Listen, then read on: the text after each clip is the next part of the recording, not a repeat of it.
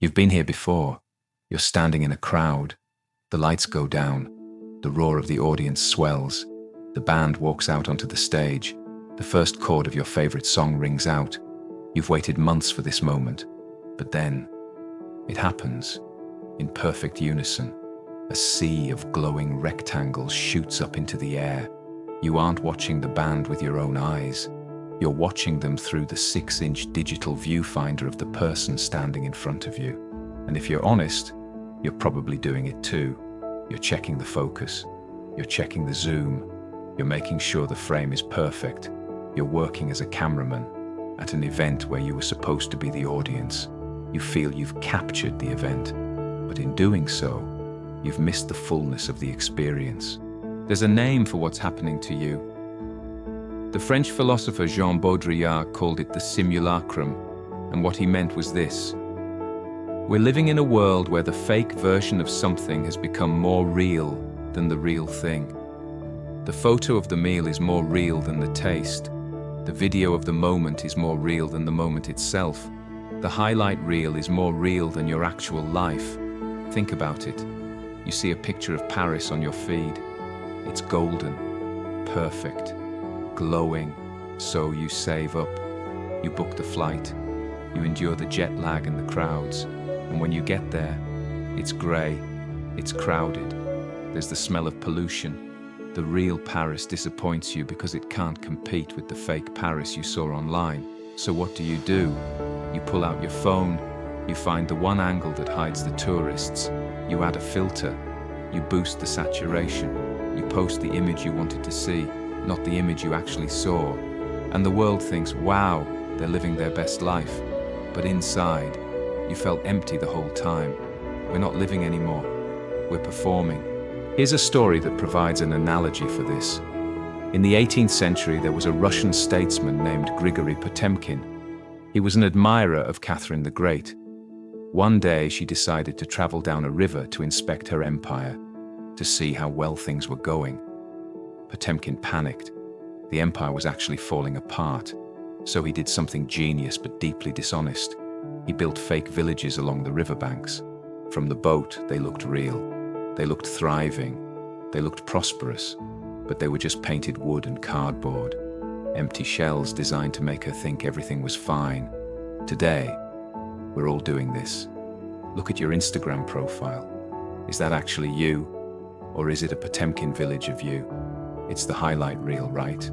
Best moments, best angles, wins, vacations. But it's missing the 99% of your actual life. The boredom, the fights with your partner, the failures, the days we wished we could just forget. We tell ourselves we're just sharing our life, but we're not. We're curating an image. We're auditioning for belonging. We're asking strangers, do you approve of who I am? And here's where it gets dark, because once you have an audience, you start to perform for them. You become a character. Maybe you're the perfect mom, or the hustle entrepreneur, or the world traveler. You put on the suit. You dance for the camera. The algorithm rewards you. People like it. But then something happens. You realize you're trapped inside the suit. It's hot. You're uncomfortable. You're having a bad day and you just want to be honest about it. But you can't. Because if you take off the mask, if you show your real, tired, sweaty face, the illusion breaks. The likes stop. People unfollow. The character dies. So you keep dancing. You sacrifice your own comfort to maintain the persona that your audience expects. You stop being a person. You become a logo. And the worst part? The algorithm knows this. It's designed to reward performance, not character. It can't see who you actually are. It only sees what gets engagement. So you optimize your soul for a machine that doesn't have one. Now, I know what you're thinking, but I do this to remember. I'll probably never come back here again. My kids are only little once. I need to capture these moments. And I get that. That comes from a good place. It comes from being terrified of time passing. But here's what science says. When you photograph something, you actually remember less about it. It's called the photo-taking impairment effect. What happens is this. Your brain is efficient. It's a machine that conserves energy. When you point a camera at your kid on the swing, your brain goes, "Oh, the phone's got this. I don't need to remember it. The phone will remember it for me." So it performs what's called a cognitive offload. It stops encoding the memory. You get the video, but you lose the neural pathway. You become the photographer of your own life instead of someone who actually lives it. And there's something else. When your kid looks up and sees a camera lens instead of your eyes, they learn something. They learn that their value is tied to their performance, that the image matters more than the moment. This is the cost of the simulation. It's not just that we miss the richness of special moments, it's that we sacrifice presence for proof. We trade the fullness of an experience for the flatness of an image. We choose the version of reality we can share over the version we can actually feel. And we do this over and over and over. So why do we do this? Why do we sacrifice the real for the fake? Because we're broken in a very specific way. For thousands of years we lived in tribes of maybe 150 people. If your tribe ignored you, you died. Literally. So we evolved a desperate hunger for social proof. We needed to be seen. We needed to belong. That instinct is still in you. But now, social media is like giving a heroin addict an infinite supply of heroin. It's a supernormal stimulus, like candy is to hunger. Likes are to your need to belong. You're feeding a Stone Age hunger with digital sugar, and just like junk food, it leaves you malnourished. You get the hit of validation, but it never satisfies. So you post again, and again, and again. The machine knows this. It's designed to keep you hooked. Every time you post something, there's this little uncertainty.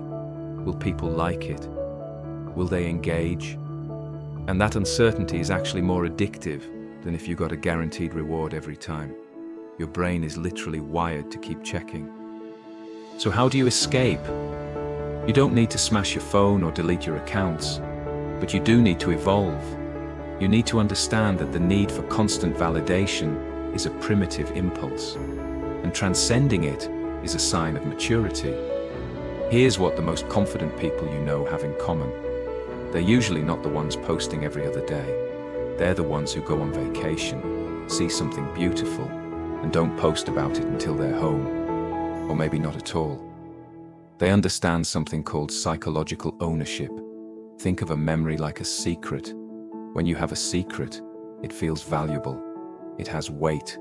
It belongs to you. The moment you post it, you lose that. It becomes shared property. It's open to judgment, to likes and dislikes, to the opinions of strangers. You took something sacred and sold it for attention. People who keep their lives private understand that scarcity creates value.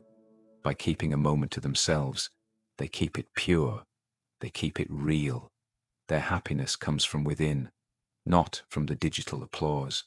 They understand that showing less is actually showing more. This isn't just psychology.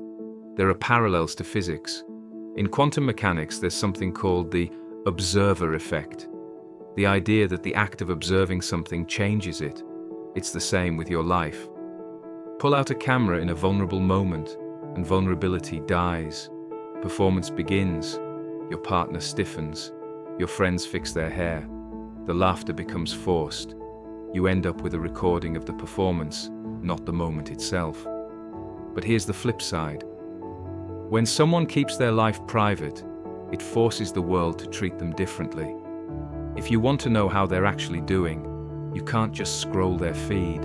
You have to ask them. You have to earn their trust. That makes the connection real, raw, unbroadcasted.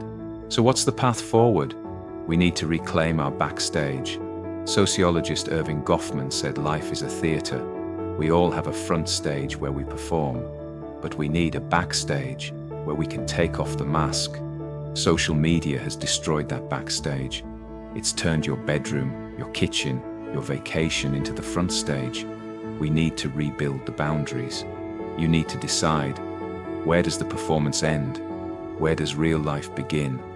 Cultivate an intentional life, a life that exists only for you, not because you're hiding or antisocial, but because you're honoring yourself.